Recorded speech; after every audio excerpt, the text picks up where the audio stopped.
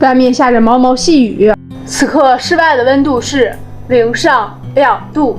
所以呢，我现在只能又非常无奈的把它们搬到屋里来了，然后呢，给它们开了4盏补光灯，这一盏和这一盏，这个发白光的，这个呢主要是为了避免让它们在这几天别匆匆的往上窜个，然后这2盏呢有点红光和蓝紫光的感觉，这2个呢就主要让它们别褪色。现在呢，室内的温度只有10.8度。因为呢，我这边的客厅它没有窗户，只有这么一扇门，而且呢又为了冬天保暖，所以呢又加了一个棉毡子，这样的话透光率又极其低，没有办法，所以呢只能把多肉放到这里，给它额外的安装补光灯进行补光。从去年的12月份一直到现在3月份，这4个月的时间，它一直都在这养着。因为我们这边呢温度实在太低了，有的时候最高气温不过10度，基本上处于10度以下的这么一个温度，所以呢有的时候也是阴天或者是天气不太好，外边温度又不是特别高的情况下，我可能就一直放在这里了。然后呢一直给它处于这种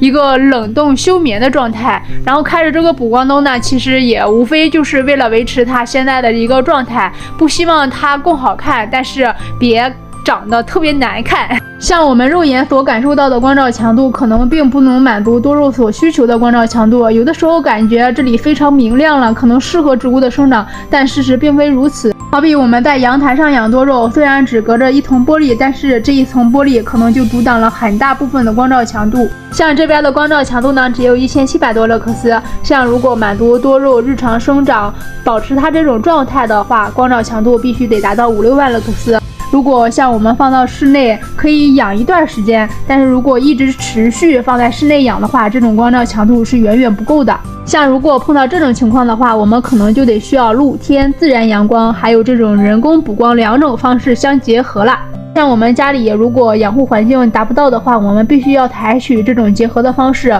白天的时候放到室外这种自然补光，到了晚上的时候可能就得需要开启补光灯，再进行3到4个小时的这种人工补光。如果我们家里有那种养护条件，一直可以放到室外露养的话，尽量是放在室外露养。这样的话，我们一天的全光照能达到8个小时以上，我们的多肉状态就会非常好看了，就不需要再额外这种补光。就害怕有一些地区呢，它阴雨连绵天，好比我们这边，我看了我们这边的天气，好像接下来一直到3月底，我们这边一直都是阴天，要不就是下雨。这种天气非常糟糕的情况下呢，我们就得需要这种额外补光的一个方式。如果白天不下雨，而且呢天气温度又没有特别的低的情况下，白天我就可以放到室外，到了晚上的时候我再给它额外补光。但是呢，如果让多肉这个状态超级好看的话，基本上也不太可能，只能稍微维持一下，因为我们露天的自然阳光是最能让它好看的。好比我这一颗雨滴放到室内一直这样养着，它的大瘤子都消失不见了。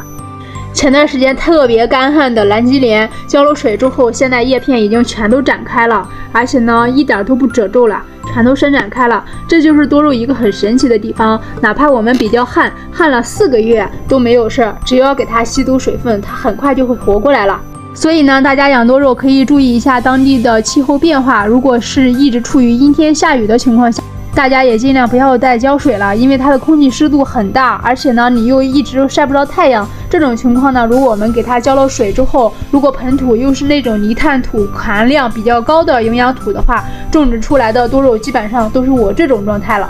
这一颗呢，就是因为它离这个光源比较远的情况下，所以才导致它这个状态的。像这7颗呢，全都是一个品种，而且呢，我给它的土也基本上是那种泥炭土含量比较低的，但是呢，就是因为它的光照不充足，所以呢，才导致了它这个状态。所以呢，我们给它浇水的话，如果当地的天气一直不是特别好的话，我们晒不着露天的这种阳光的话，我们尽量也是选择给它控水。总之一句话，如果我们家里养护多肉的环境条件不是特别好的话，我们一定要注意2个问题。第一个问题呢，就是一定要注意光照，我们要尽可能的把它放到室外露养。如果天气条件不是特别好的，我们搬到室内也要尽可能的给它增加这种人工补光的一个方式。第2点呢，我们一定要控制浇水，可以把营养土的颗粒比例含量提高，把泥炭土的比例降低。这样的话，我们可以让它的水尽快的控下去，不至于如果碰到阴天、下雨天的时候，我们这个多肉迅速的褪色了。好了，今天的分享到这里就结束了，我们下期再见，拜拜。